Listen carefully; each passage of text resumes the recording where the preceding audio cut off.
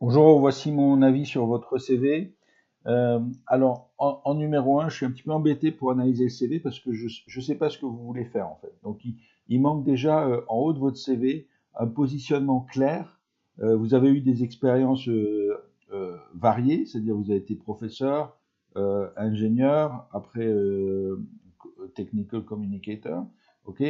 Mais aujourd'hui, qu'est-ce que vous voulez faire? Ici, dans la section About Me, cette section-là, il faut l'enlever et il faut remplacer par un grand titre où vous allez indiquer le type de poste que vous souhaitez occuper. Est-ce que vous voulez continuer à être professeur? Est-ce que vous voulez redevenir process engineer? euh, dans quel domaine vous voulez travailler? Il faut être beaucoup plus clair sur ce que vous visez. Et si vous visez plusieurs types de postes différents, par exemple, vous pouvez chercher un poste de professeur et un poste d'ingénieur, à ce moment-là, il faut faire deux CV. Il faut faire un CV professeur et un CV ingénieur. Ensuite, en numéro 2, pour moi, il manque une photo. Ce n'est pas obligatoire, mais c'est fortement recommandé de mettre une photo sur votre CV.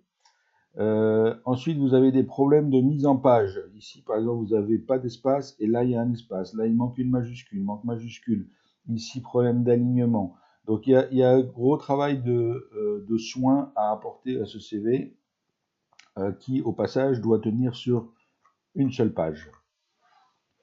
Ensuite, ici, dans vos coordonnées, vous avez Skype, là, sans aucun lien, sans rien. Donc ça, à mon avis, ça sert à rien.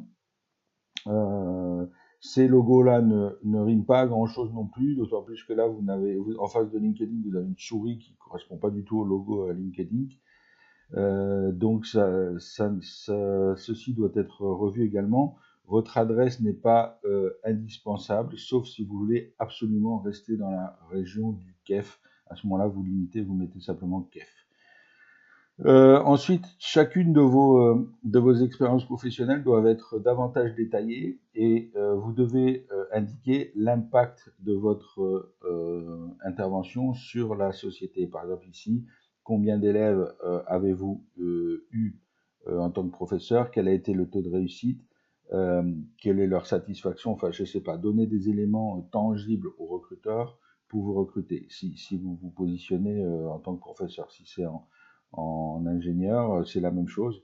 Euh, Donner des résultats. Ensuite, la qualité linguistique de votre CV est pas du tout au niveau de ce qui est attendu. Euh, alors au passage, si vous postulez pour des sociétés françaises où vous envoyez à des gens qui sont francophones, je vous suggère de faire un CV en français. Ok. Ici, en anglais, la qualité du CV est pas correcte, hein. Il faut que vous vous fassiez relire et que vous fassiez un anglais d'un meilleur niveau que ce que vous avez là. Ici, il faut détailler également votre expérience. On n'a pas besoin d'avoir tout votre cursus, on n'a pas besoin d'avoir le bac, etc. On veut simplement avoir votre diplôme, le plus important, et celui qui correspond à votre positionnement en fonction de ce que vous allez viser comme titre. A priori, je pense que vous avez un diplôme d'ingénieur et un master. Donc peut-être qu'on garde ces deux diplômes-là et ça vous fera de la place pour le reste. Ici, c'est beaucoup trop long pour décrire l'anglais. Il faut pas mettre, c'est pas la peine de mettre tous ces détails-là, surtout que moi personnellement, je ne sais pas ce que ça veut dire, donc il faut trouver une autre formule plus claire pour donner votre niveau en anglais.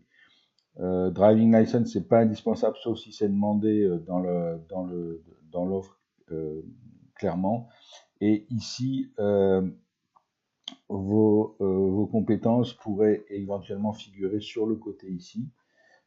Mais il faut être beaucoup plus explicite parce que vous mettez good organizational skills, good communication skills, good ça veut rien dire, ça ne veut absolument rien dire. Je préférerais à la limite que vous ne mettiez pas ça et que vous démontrez dans vos expériences ici avec des résultats clairs que vous avez eu ces compétences et que vous les avez vraiment validées dans la pratique. Voilà, bon courage, à bientôt.